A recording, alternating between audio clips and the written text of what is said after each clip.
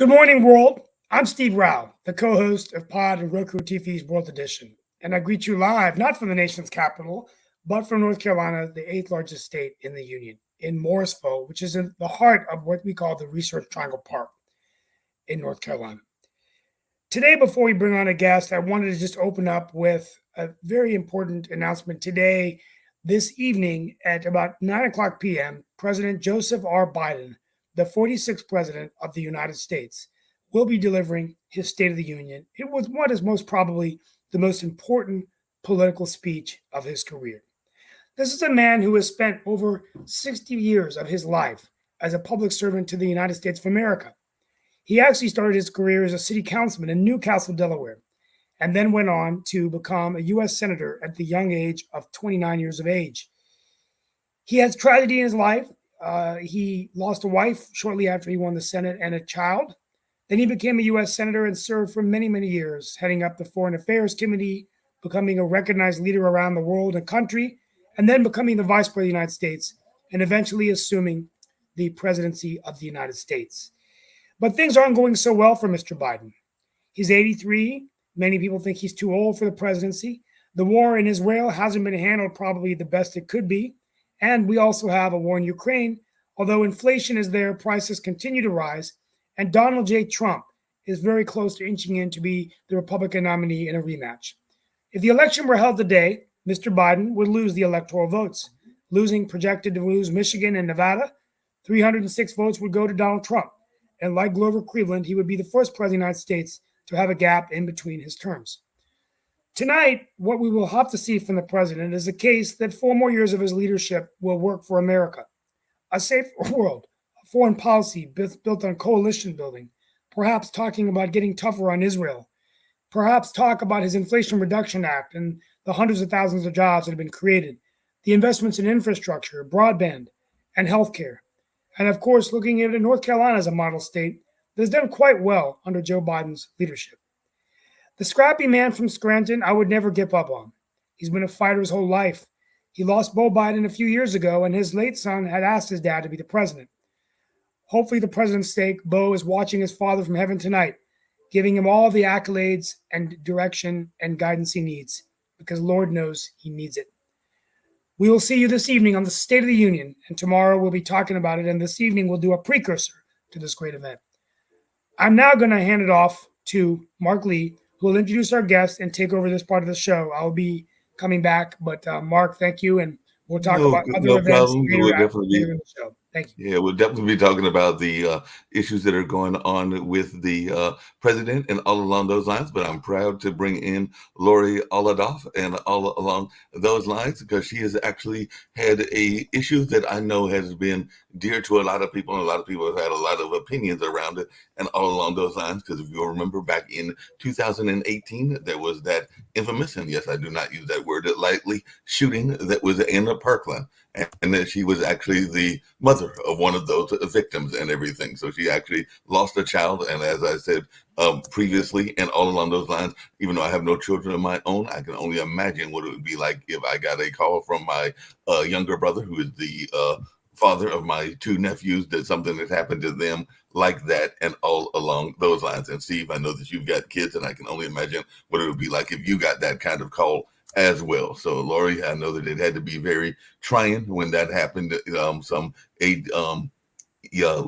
years ago, so it wasn't that long ago, and all along those lines. And definitely you have used it definitely while grieving to also create this powerful organization, make our schools safe, and all along those lines. So just wondering how you were able to turn that grief into such a powerful organization, because a lot of times, as Nick was talking to you about earlier, I do know some school resource officers, and I do know that some schools are tighter secured than others. There are even some schools that have metal detectors and other things, but there are a lot of schools that people can literally just walk in, whether they are members of the school, which I think is the case in Parkland, if I remember correctly, and everything, or whether they are outside folks as well. So if you can just share a little bit about that particular incident and how it transpired when you learned of that day, and when you had that sad news, and all along those lines, and how you have turned that grief into action. So I'm always an admirer of people people that are able to turn grief into action and try to make sure that such things never happen again and everything. So if you'll just share a little bit about your story, I'm sure that I would love to hear it, and other people that are on the show may have questions as well. Hi, my name is Lori Alhadeff, and I'm Alyssa's mom. This was my daughter, Alyssa Alhadeff. Alyssa was only 14 years old, where she was murdered in an English classroom on Valentine's Day, February 14, 2018, 6 years ago. Alyssa was in her classroom. She was in the direct line of fire when the shooter came in and shot at Alyssa 8 times, where she was murdered that horrific day at Marjorie Stoneman Douglas High School. I turned my pain and grief into action by not only starting Make Our School Safe, a nonprofit organization, but I also ran for the Broward County School Board. And I've been on the school board now for 6 years, and I've been the chair of the school board for 2 years. So my leadership has helped to create safer schools. And through Make Our Schools Safe, we have passed Alyssa's Law now in 5 states: New Jersey, New York, Tennessee, Texas, and Florida. And Alyssa's Law is a panic button. So if there is a life-threatening emergency situation, whether it's a medical emergency or an active shooter situation, we want to empower our teachers to push their panic button. It could be an app on the teacher's phone. It could be a hardwired, like a badge the teacher wears around their neck, or a hardwired button. And once that button is pushed, it's directly linked to law enforcement so they can get on the scene as quickly as possible to come in to take down the threat, or EMS to come in to triage any of the victims. On Valentine's Day, I texted my daughter Alyssa. I told her to run and hide, that help was on the way. And unfortunately, that help didn't get there fast enough. So this mass notification in a life-threatening emergency situation is so crucial that we need to create this as a standard level of school safety protection in every school across this country. We have Alyssa's Act, which is a federal bill, which would make that happen. But meanwhile, we're going state by state, and our next state is actually Utah, where Alyssa's Law is going to Governor Cox's desk to be signed into law any day now. Yeah, along those same lines and everything along that way. You mentioned that you were on the school board. I have a couple of friends that are in the education space. One of them is a teacher that just got elected, Joy Harrell, and then my good friend Wendell Tabb was a drama teacher that has retired but has now been elected to the school board. He did a lot of work in drama, including taking the kids around to various parts of the world, including Australia and I believe Japan, if I remember correctly, and everything. But how important is it? Because I mentioned earlier that Steve is a city councilman in the town of Morrisville, but a lot of times we are so busy thinking about the national elections. I'm not saying that they aren't important, but how important is it for folks to get involved in the school board and in the local elections? You mentioned that you use this as an opportunity to bring your cause of advocacy to the school board and everything, but I just wondered if you could talk to the importance of school boards in general. So I like to say your vote is your power. And so it's so important to come out and to vote, but also to run for local elected positions like the school board. I know I've made direct impact and change here in Broward County, Florida, at Broward County Public Schools. And I know that I can make a difference, even if it's these small little changes, but then that creates greater and bigger change. And for me to have a voice, I knew that I needed to have a seat at the table. So after the shooting at Marjorie Stoneman Douglas High School, that's why I decided to run for school board, to be able to make a difference, impact, and be able to have that voice for change.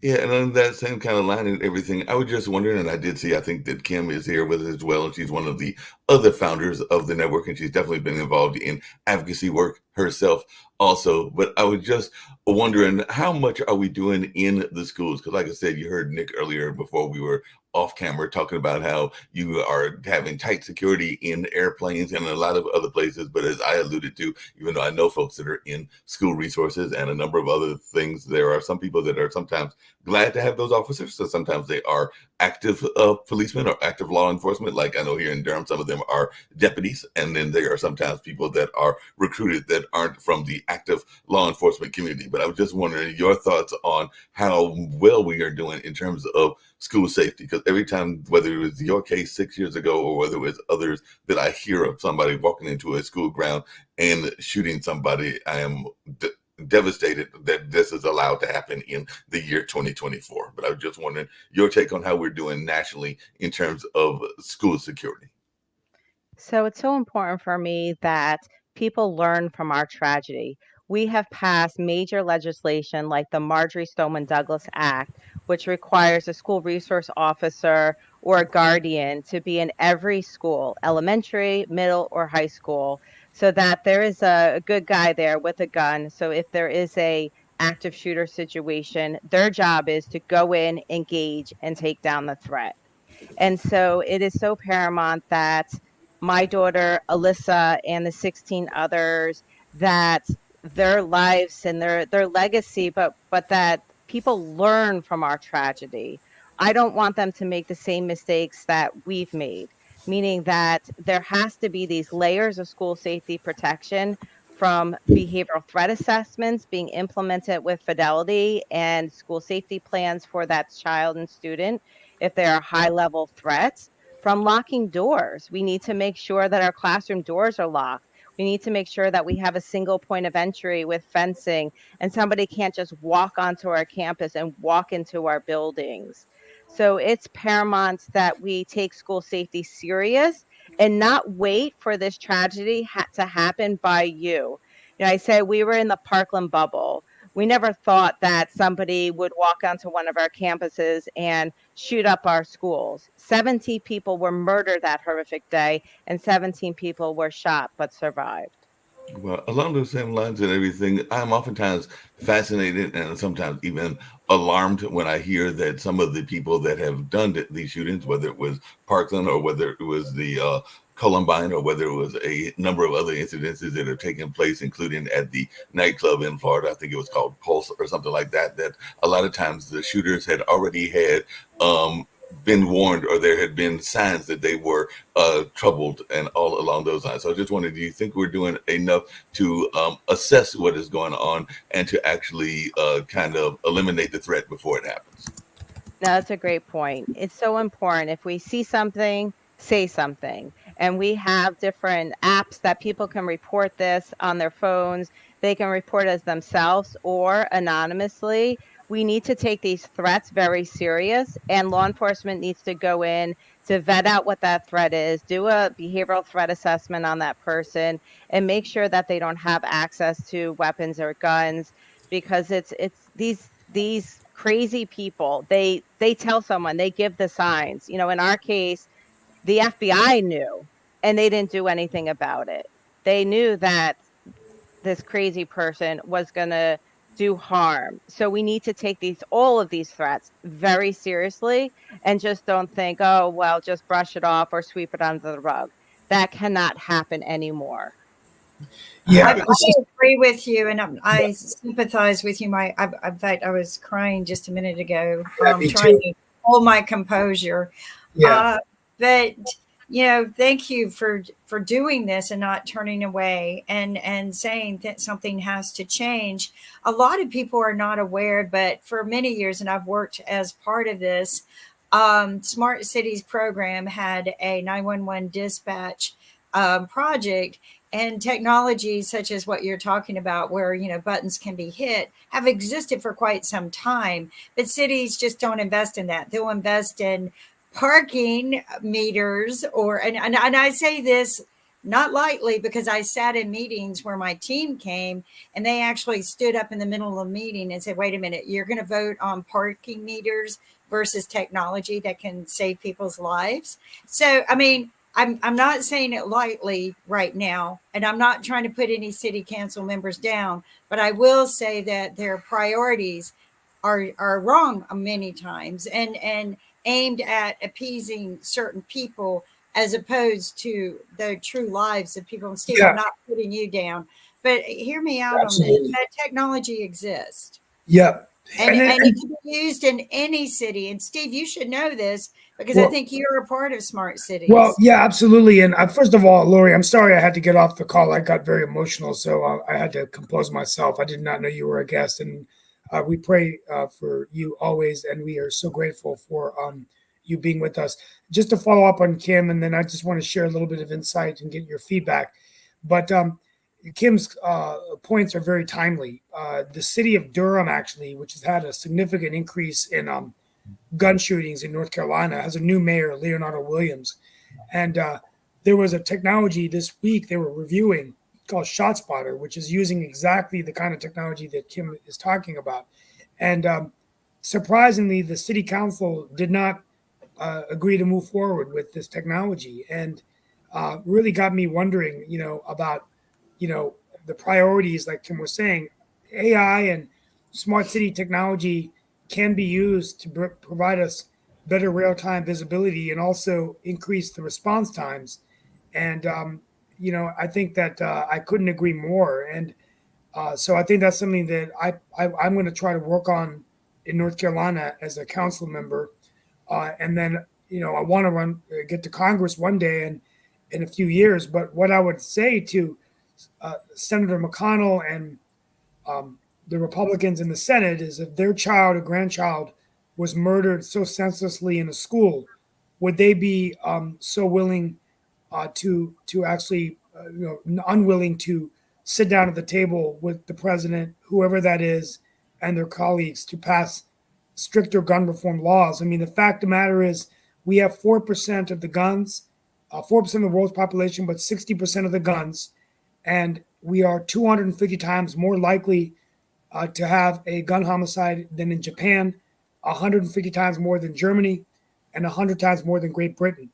And Great Britain has had 11 homicides, and just this year we've had thousands in just 2 months into the year. So for those that say it's a healthcare mental ill problem, that's just kicking the ball down the road. I want to get your insight on what is it going to take? How are we going to get this message across so that our country can do what other countries have done and had gun reform laws?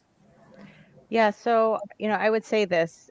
I think things are being done and actions are being taken at the local state level, right? So we passed the Marjorie Stoneman Douglas Act, where we raised the age from purchasing a gun from 18 to 21 years of age. And we have red flag laws, which has prevented many acts of violence from happening before it happens.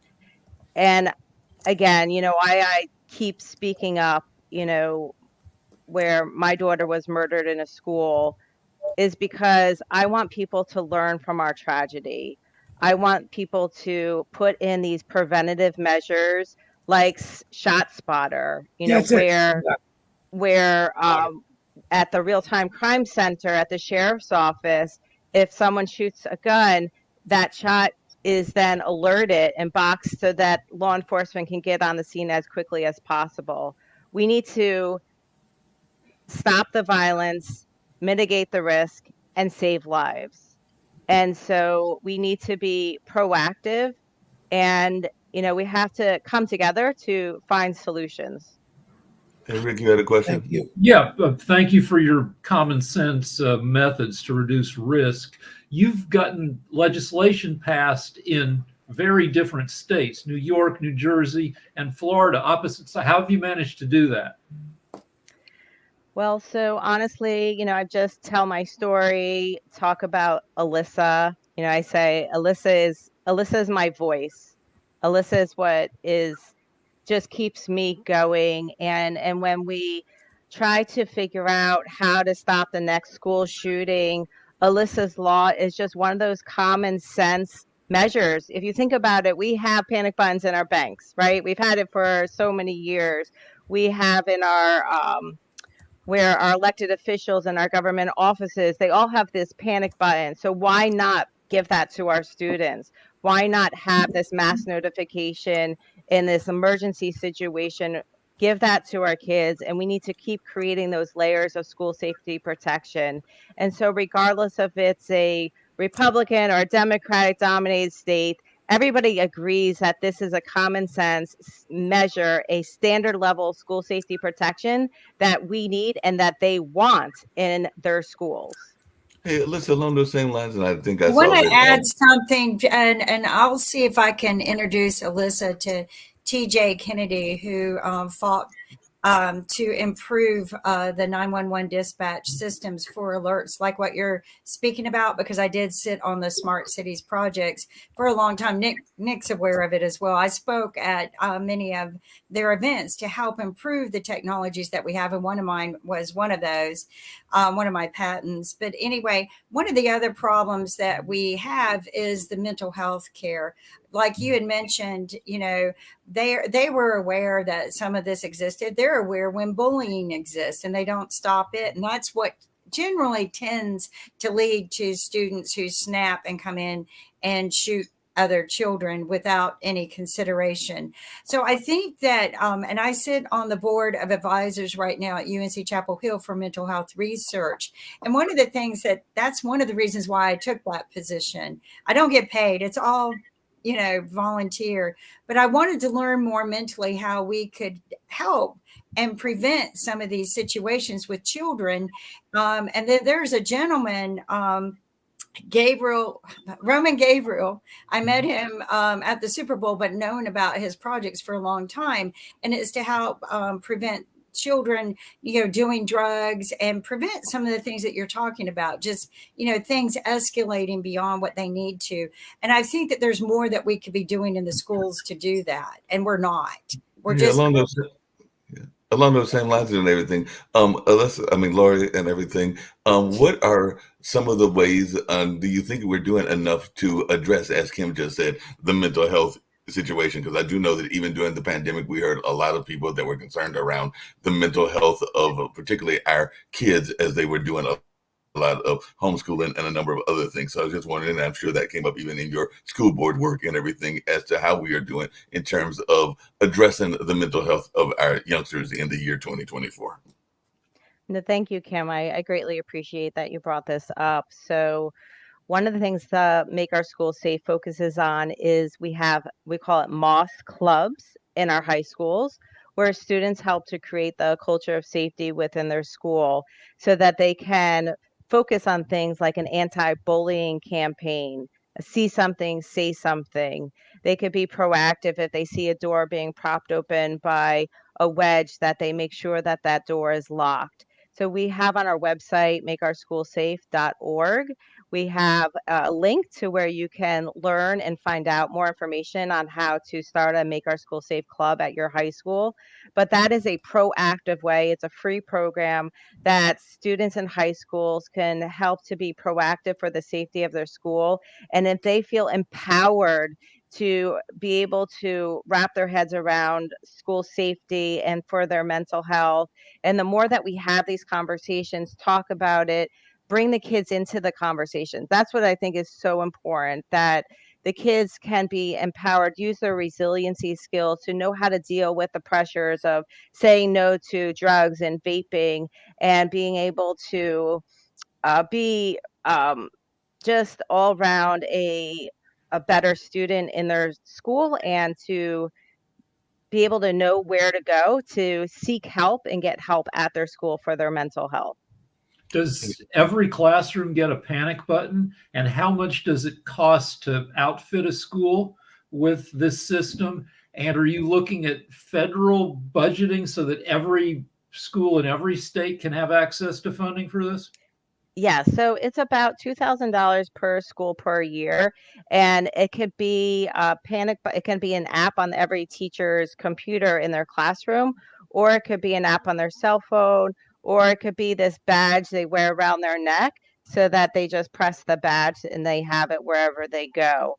And we have the Alyssa's Act, which would be our federal bill. So we're looking for co-sponsors for Alyssa's Act. And then that would be funded, and then every school would have their panic button as their standard level school safety protection in their school. Nick kind of alluded to it earlier, and he may pop back on. And by the way, Nick and Kim are the two co-founders and everything of this network, Pod TV. But How do you think we're doing? Because they kind of alluded to it in terms of gun access. Because I am oftentimes shocked, and I get around by mass transit quite a bit, and I do know that some of those kids might be packing for all I know, because there's definitely a gang presence that is here in Durham. I know exists in other cities as well. So I was just wondering your thoughts as to how we are doing in terms of access to guns and maybe having too much access to guns, particularly for our youth. I was just wondering your take on that. Yeah, absolutely. We need our parents to make sure that their guns are properly locked up and that their child can have access to their gun, because unfortunately the guns are getting into our schools. Here in Broward County, we're going to be implementing metal detectors as one preventative measure to keep the guns and the vapes and the knives out of our schools. So it's something that we need to continue to be proactive about. We have randomized metal detecting wanding that we do in our classrooms to try to prevent the guns from getting into our schools. But we need our parents to be the first line of defense. We need them to lock up their guns, make sure their kid doesn't have access to it, and also check their kid's backpack before they go to school, that they don't have any types of drugs, guns, weapons, knives in their backpack.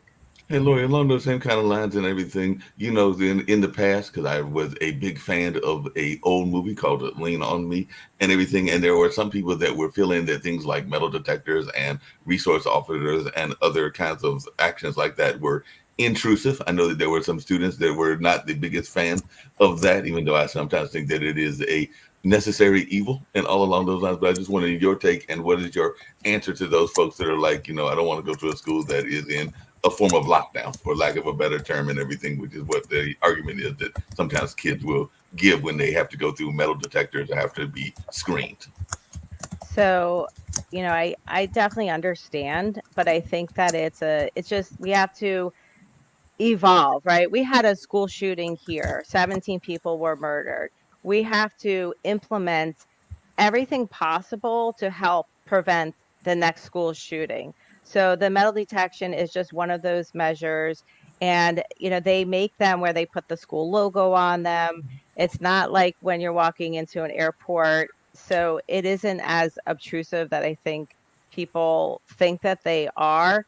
But knowing that that's going to help to keep them safer, I do feel that students recognize the benefit of having those metal detectors in their schools. Yeah. I want to add, go ahead. I went to a school that had metal detectors back in 1987. So, and we had half as many guns as in America back then. So I think most people recognize that a little bit of inconvenience is, worth it. When I was in New York, Prevent people who want to kill someone. They will do it. They will do it. They will blast past a metal detector if they really are angry enough. Yeah. We really need to focus on the mental health factor as well. That needs to be first and foremost. And all of these other things, and the technology, actually, there's some technology far better than what you're suggesting. Right. That would work. And I know about it, and we pushed it for years, but unfortunately, government didn't care enough about your babies before yours got shot to invest in this. And I am sorry that they didn't. And I'm sorry the parents didn't push it back then, because we could have all stood together and said, no, we want this for our children, but nobody has the time or the energy to. And I thank you for doing it now. And maybe we can prevent another. No other child should be shot in school after. Yeah, we don't want to. Lori, I've got to run, but I want to thank you. In fact, I will blame every city council member and every president and every government official from this day forward. They all carry the blood of any child shot. Steve is on the city council. No, absolutely, I agree totally, and I think that we and cities cannot. I'll end with this, and I have to leave. But Lori, I want to thank you so much for being with us, and I had to fight back the tears this entire show. It's been very hard for me, but thank you so much. What I will say is that Kimberly is actually correct and absolutely right. And we are in North Carolina, for example, we really can't, it's really up to the state legislature. I mean, we cannot make the laws. So somebody can bring a weapon into our parks and there's nothing we can do to stop it because there's no, the town of Morrisville can say, it does say, I think, like, you can't bring it into the fitness center, but if you walked in a park with a gun and you had a concealed permit in the state of North Carolina, a city cannot do anything to stop it. And that's in charge of the legislature.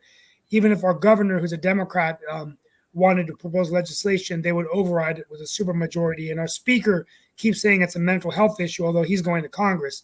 So I think, at the end of the day, we'll do what we can on the ground here with just, I think, getting technology out there, talking about what cities can do, and making sure that we can lobby the congressional leaders in the Senate and the House to stop these senseless murders. But we pray for you and your family, and so sorry for your loss. And thank you for having the courage. Just really You're an quickly. inspiration to all of us by having the courage to be an advocate for this, and for your daughter who is watching down from heaven. Very proud of you. So thank you. Yeah, just really quickly, just because everybody's got a chance to talk, and I know Yeah, Lori's yeah, only you guys got go. State of the Union a tonight. minute or two, and all along those lines. 'Cause I know you got to go, but Lori's also got to go as well. I was able to find her through one of my podcasting sources, so I was glad that I was able to get her to bring this very powerful story and everything. I don't know if Jacoby's got any thoughts, and then I definitely want to hear from you as to how people can reach you. But Jacoby is a father of two, including one with special needs and all along those lines. But definitely, Jatovi, Lori has been talking about being the mother of one of the Parkland shootings and victims and all along those lines. So she's definitely got this great organization called Make Our Schools Safe. And I know that you are an advocate of school safety as well. So I didn't know if you had any quick thoughts or quick analysis. I know you came in toward the end, but before we get to other things, I didn't know if you had any thoughts, because like I said, Lori's daughter, and she showed the picture a couple of times, was one of the victims of that shooting. Actually, no, I was actually just going to ask for the website, and Lori had placed that in the comments. So, and it looks like she has to leave in just a little while, so I'll let her have the last word. Yeah. Please, and Lori, has been great having you on to share your thoughts and the things that you are doing and all of that line. So I appreciate your advocacy work. And like I said, I am always amazed at people that are able to turn a tragedy into advocacy work, because a lot of times people are not able to do that, because a lot of times they are so aggravated by the grief and so overtaken by the grief. But you have been, I'm sure, overtaken by that grief when it first happened. But instead of kind of like laying by the side, you took action and have continued to take action. So it seems like you are doing advocacy work on a regular basis, not just in your own state of Florida, but nationally as well. So if you have any final words that you want to share with our audience, and we do have audience from around the world, not just here in the United States, that with things that you want to share, I'd love to give you, as Jatovi said, the last word, because I know you got to run off and probably got to deal with some of the school board and other things, but I do appreciate you being on. Thank you so much for having me here today.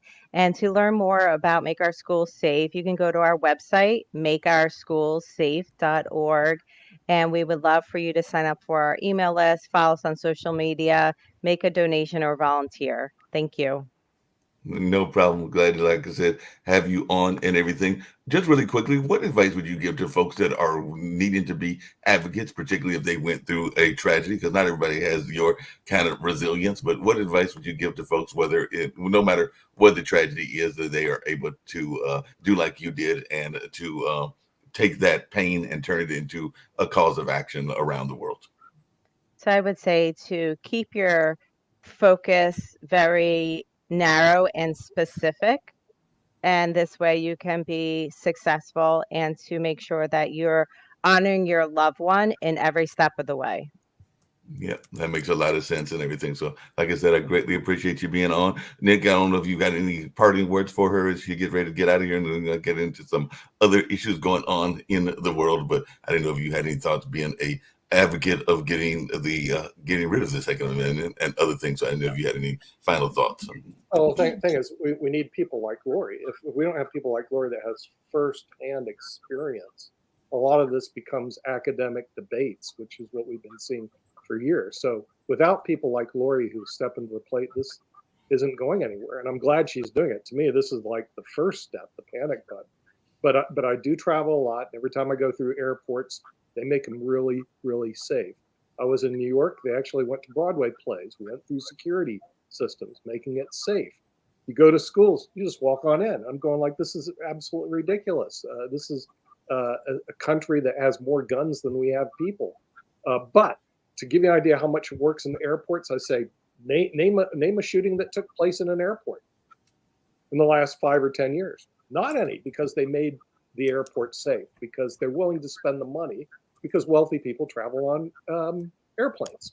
Period. The end. And schools, they just don't seem to care about. So you're definitely on the track, Lori. We need people like you, people that have firsthand experience, because other than that, it just becomes an academic debate where people shooting their mouths off and they just don't bring it home. So I'm glad you're here. I'm glad you were here. I'm glad you're doing what you're doing, because if you don't do it, no one else is.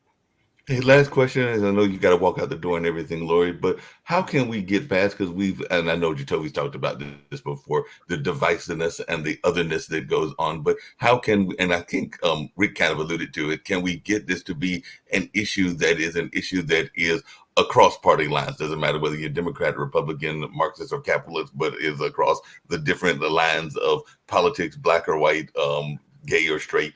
But how can we get it to be an issue that is understood and is supported no matter what the dividing factors are? So we had elected officials walk actually through the 1200 building where the shooting happened. The 1200 building right now is a time capsule.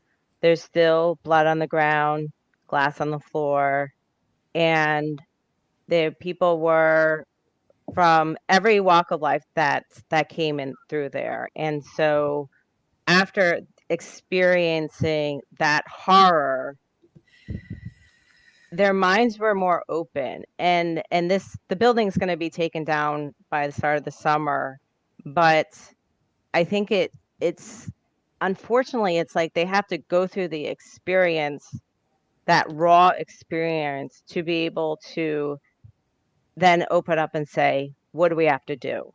But it shouldn't take that, right? It shouldn't have to take that type of experience to say that, but it should just be enough that 17 people were murdered. So I think it's just having those face-to-face conversations with parents like me who lost their 14-year-old daughter, my oldest child in the shooting, to be able to say, let's be proactive. What school safety measures that we can implement today? And Rep. Wilcox from Utah did that. And he came up with a comprehensive school safety bill that's going to Governor Cox's desk to hopefully be signed into law. So I think we just need more elected officials to recognize that this is paramount. And I think it's important for parents to speak up and to use their voice as their power, to tell elected officials that we need to make sure that our schools are safe and that our kids come home alive. Kim asked the question as to how many school shootings took place during COVID and everything. So I just wondered if you knew the answer to that and whether we saw an uptick during the COVID pandemic and all along those lines. Yeah, I don't have the exact number, but sadly there has been school shootings since 2018. And yes, definitely more mental health issues because of the social isolation since COVID. And as you know, schools are now, we're dealing with that. We're helping to provide mental health resources for our children so that they get the help that they need. Yeah. Definitely. Definitely. You know, we've even had children who can't take bullying anymore, and they literally walk on campus and just kill themselves. They ask and ask and ask for help, and the school board does nothing. The school principal does nothing except promote the bullies. And I've just been through this situation with a distant family member, a single mother with a child who was being bullied. And instead of punishing the bullies, which they knew was a problem, they punished him and just told him not to come back to school anymore. So, and they weren't doing anything. They weren't doing anything to help the situation. They promoted the bullies and let them go to the NASA programs and everything. And they said, well, there's too many of the bullies to punish. We're just, let your child stay home. That's not the way to deal with these problems, because children like that end up going to the school shooting everybody because they're not getting support. I will have to push back just a tad bit on that situation, because we as individuals are the ones that put put teachers, schools, and other individuals in precarious positions. Because take, for instance, the attacks that teachers have at this current moment on just being able to read a particular book. Yeah. So it's not the fact that, they can't push back. It's not the fact that they don't want to help. Yes, there are laws there are a rare few of teachers or school officials that don't want to get involved. And the main reason that they don't want to get involved is because right now a lot of teachers are being attacked for those particular for pushing back. So, for example, there was a kid in, I think it was Tennessee, who got told he had to take down a particular flag on his truck because it did not meet the actual flag code. Well, that teacher got in trouble. There was a teacher that actually played a Disney movie. That teacher got fired. So we in our society are putting teachers in precarious positions, not only to have to teach our kids, to be parents to our kids, to feed our kids and nurture our kids, not only through nourishment physically and also nourishment mentally.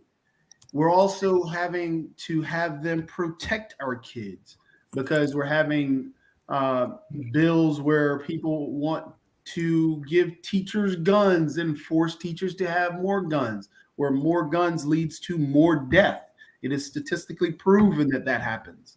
And so right now, I don't think that we can continue to blame and underpay and expect teachers to be in such a precarious position. I agree that we need to protect the schools, but I think the teachers and the faculty, we have to begin to get trust back into.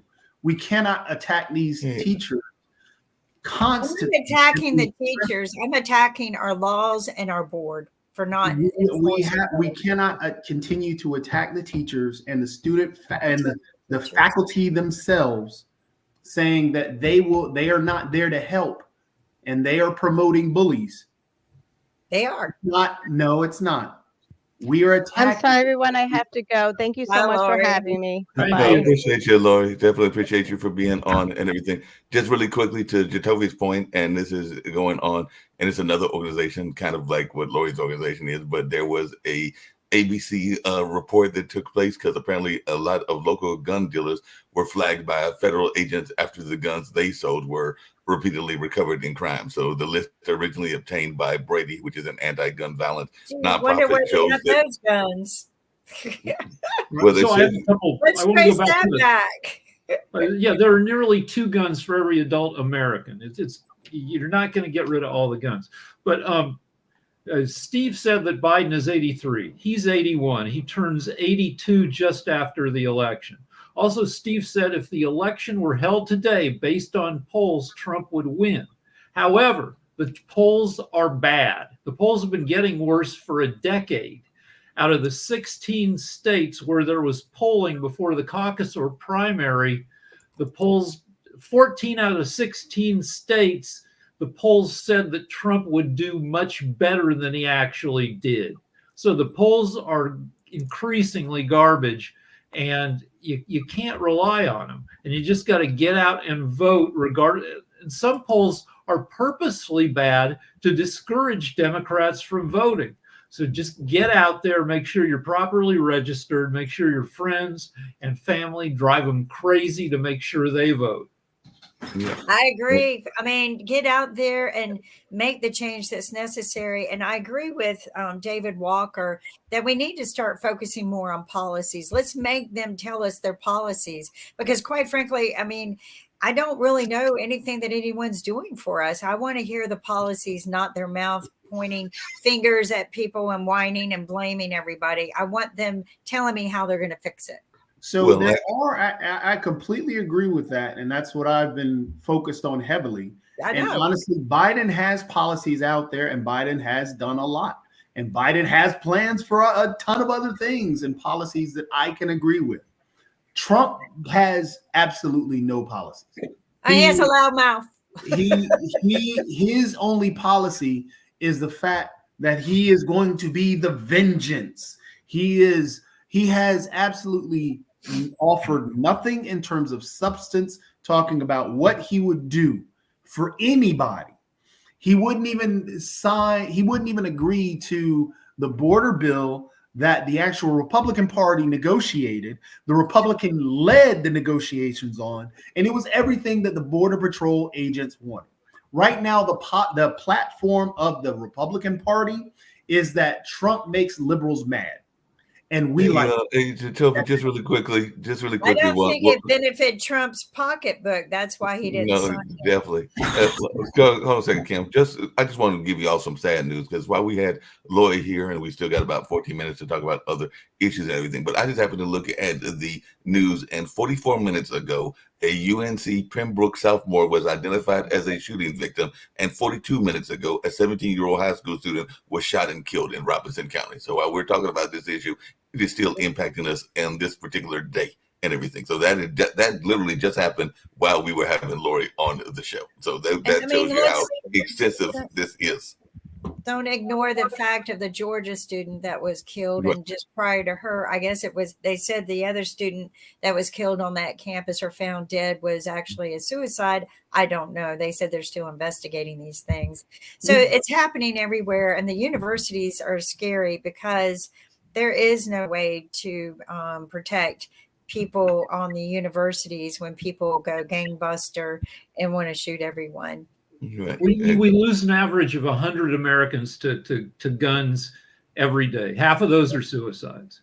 So I want to go back to what Chitobi was saying about people not knowing, or somebody was talking about not knowing people's positions on stuff. Kamala Harris, case in point. Everybody has an opinion about Kamala Harris. Nobody knows what she's done or not. I mean, ask people. No, it's people have an opinion without knowing anything about the people they have an opinion about. Well, speaking of Can I that, ask you a question? Can you say anything about any vice president and what they have done, unless it was something negative and criminal? I can tell you that. Don't. But vice president, you don't hear about everything they've done. Well, I'll agree with what you just said, Kim, is that the vice president isn't the main piece. But I'll also agree with what Rick said. People don't know what she's done. Therefore, and even more so, they've made up an opinion about her regardless. They didn't know what Mike Pence did and didn't have an opinion about Mike Pence. They didn't have an opinion about Joe Biden when he was up under Obama. They didn't have an opinion about, the only thing they had an opinion on was Dan Quayle because he couldn't spell potato. That was it.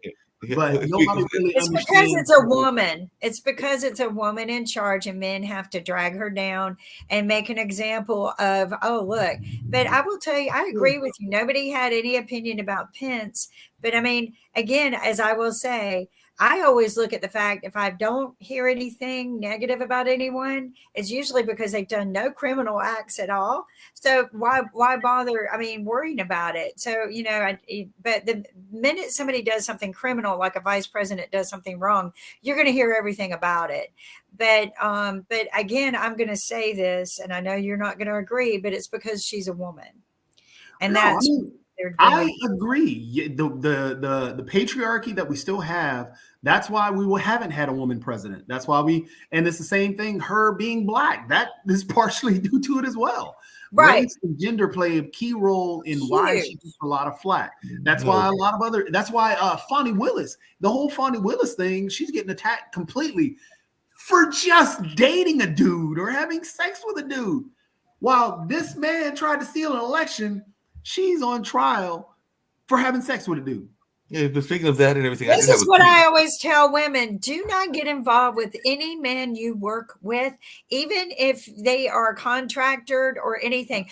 Do not get involved because you will be the one that gets shamed. The man, nothing will happen to the man. So I have this speech prepared for women when I go into the classrooms and young girls.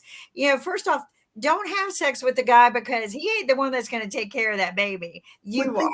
Think about the irony of it, though. They're having this trial on Fonnie Willis. When is life changed? Hold on. For a dude that she's actually trying to put in jail for stealing an election, who just lost a case in sexual abuse. I know, but Tovi, I want you to look at this. Look at this. When have men ever been shamed or put on trial for having sex with a woman like that? Never. Nope. They had a consensual relationship, and the woman goes to trial on it. But if this were him, a man in charge, that you would have never heard of. Everybody does. Everybody on trial. Shaming. Everybody does. I went out with my boss decades ago on Naked at Night. Everybody on that show has dated a boss, and because we're guys, we don't get in trouble. But still, if everybody does something and you only go after certain people, it's bullshit. Thank you. And you know what? All I have to say is, women, the men don't get shamed, but you do. The men don't get in trouble or lose their jobs. You will. You will not have a life afterwards. So, and then nobody will pat you on the back and go, "Well done, lady. How was it?" But they will go, "Mo-chi-do" to you if I want to go back to Kamala Harris for one sec, where they do that to the guys. Conservatives knew more about women get shamed. But Kim, that's been part of my argument with one more point. Yeah. If people knew more about Kamala Harris, conservatives, they might like her more, because when she was the attorney general and DA in California, she put a ton of people in jail, in prison, to the point where people thought she was too harsh. So, and Republicans used to be for law and order, and she is law and order. No, she was definitely a law and order candidate in California. I was going ready to say that definitely there is a lot of things that are going on in that space of the law and order, and definitely a lot of times people do not pay attention to what is going on. I was going to add just really quickly, coming back to the gun sellers, that apparently nationally there are well over 1,000 licensed gun sellers in the program right here in the Raleigh-Durham area. There are 10, so that's what was being busted, because apparently the demand letter to program is sent by the ADF to federally licensed gun dealers when that dealer has 25 or more firearms that they recently sold, traced, and recovered in a crime in the last year. So they have found some guns that were traced to different crimes, and that is what is going on, even in the nature of trying to get some of these gun reforms going in that space. A real quick question is, I know tracing back where those guns originated from during confiscation, and who bought them, or were they auctioned off? Where did they come from? And I think we can find where the real organized crime is coming out of, folks. It's coming out of our NRA. The NRA was found to be a fraudulent organization, and Wayne LaPierre, the head of the NRA, was just found to be guilty of stealing $5 million from donors. The NRA is a criminal organization, and they're primarily responsible for spreading BS about guns. And they're probably given to the guns to the parking booty pirates so they can, muscle you more. It's not just the NRA, though. There are a ton of gun lobbyists out there, because that's big business. That's the problem, is that guns are such a big business that there are these criminals out there, and people will get, again, the more guns equals more death. It's factually proven. Toby and Kim, just one of the things that I've always find ironic, because definitely there is the law enforcement that seizes weapons, and they seize them regularly and everything, but sometimes they then turn around and auction off those weapons, which I find to be somewhat ironic, that you're going to seize the weapons and then you're going to sell back the weapons to the people that may be criminals and everything. So I'm hoping that they have a system where they are checking that, but I'm not sure that they do, because I do know that they sell things that are seized, and some of those things that are seized include guns. But by the way, by coming to North Carolina, there were also new firearm regulations that failed to stop the purchases of untraceable ghost guns in North Carolina. So I'm just wondering, even about our law enforcement that resells some of the items that they get with it. Most gun owners and gun buyers are responsible, non-insane people. So but there's some that aren't. And the really sad thing is that we have a system that works. If you go to any airport, you go in any court system, you go through security, it actually works. And if school boards complain, well, we don't have the funding for it. This is where you sell insurance to the gun owners. And let them Scanners pay for are it. at the hospital too, Nick. You can go. There you- are- And just well, to point out- when I was at NYU the other day, you could just walk on in. But I'll tell you, See- at Broadway shows, you cannot walk in a Broadway show without going through a scanner and also them checking your bags. Just to point out, this is not dealing with the gun problem. We're dealing with But the it deals symptoms. with school safety. So for example, Fort Lauderdale, 2017 was the last shooting at an airport. So therefore, there were scanners, there was everything that was after 9/11, so on and so forth. At a hospital, there was just recently a shooting at a hospital, multiple shootings at a hospital. We keep talking about as if their military bases have shootings. So there's police stations that have had shootings. It happens. So But the airports idea don't. that, okay, we're going to turn every, like for example, in Durham, just under DPS, this isn't including under the Durham public school system. This isn't including the charter schools and also the other schools. You're talking about 54 schools that you're going to outfit like an airport. That is impossible. That's what they said about airports 30 That years is ago. impossible. That's what they That said is about not airports working. 30 years ago. There's You a lot do less. not There's a lot have less no airports than there are money schools. Which is has kind of the point that money that Toby is bringing up. outfitted as a airport. Yes, So it the works. idea that you're going to do this is impossible. But what you can do is actually increase. You can actually put better restrictions on actually the gun sales themselves. You can actually add insurance to what pays for the actual the gun violence and the things that come from the gun violence, because those medical bills are exorbitant compared to that's actually trillions of dollars on our actual medical. You have 300. You have like 600. So you're billion going to dollars say out there. that you're going to come up with trillions of dollars to outfit a school, but you're not going to come up with any money to actually pay for the problem that comes from gun violence. That But you is can why we have- mandate increased coordination among agencies and increased reporting. That used to be expensive because it used to require manpower. But with modern technology and AI, you can make that is fairly cheap to make sure that that if there's a weirdo out there who looks like he's going to be a shooter and somebody has noticed it, then the appropriate people are notified. And Lori said her thing costs $2,000. The panic button system, $2,000 a year per school. That's a lot cheaper than getting your school shot up. Like she talked about that building. Who knows how many millions of bucks in damage to people's lives, to the building, like the Uvalde school got bulldozed. It's not cheap to have a mass shooting. That technology doesn't cost that much. All of our phones come with a panic button as it is. And that was enforced many years ago for women and victims who might fear where they're at night or something happens. So the technology exists. I don't know why they're charging so much, but there are programs that they can go through in Smart Cities program, apply for grants, and this could be installed for free. I'm going to get TJ Kennedy involved because he was part of 911 dispatch upgrades, and all of this should have been incorporated anyway. So somebody's being kind of scammed there, because that's a lot of money, $2,000 to add something that already exists. I'm just saying. We've also got to understand that we're talking about upgrading it, and we're just taking. I'm just taking a look at Durham, for example, the 54 schools that are here. That $2,000, I can understand that drop in the bucket. That's okay. But then when you're talking about if you're going to upgrade like TSA, you're looking at millions of dollars. But then you're already running into the problem where you can't even pay the actual the people of DPS.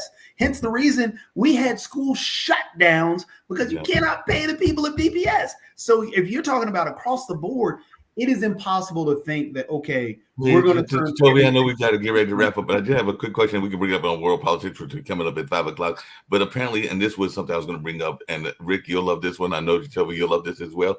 But we're going to have a new Trump tactic, because apparently when Biden does his State of the Union, Trump has threatened that he's going to do a play-by-play of the entire speech. So he's literally saying, and I don't know what platform he's going to use. Maybe he's going to use True Social, but he said he's going to literally do a play-by-play of the entire speech and everything. So I'm still trying to figure out which platform he's going to use. So it'll be interesting to see how this plays out and whether he's able to pull that off.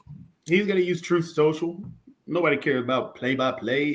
It's a smart move politically, but whose mind? You always have to ask, whose minds will it change? Right.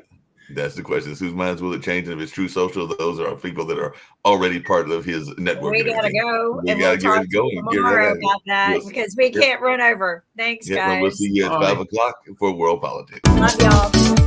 Take care.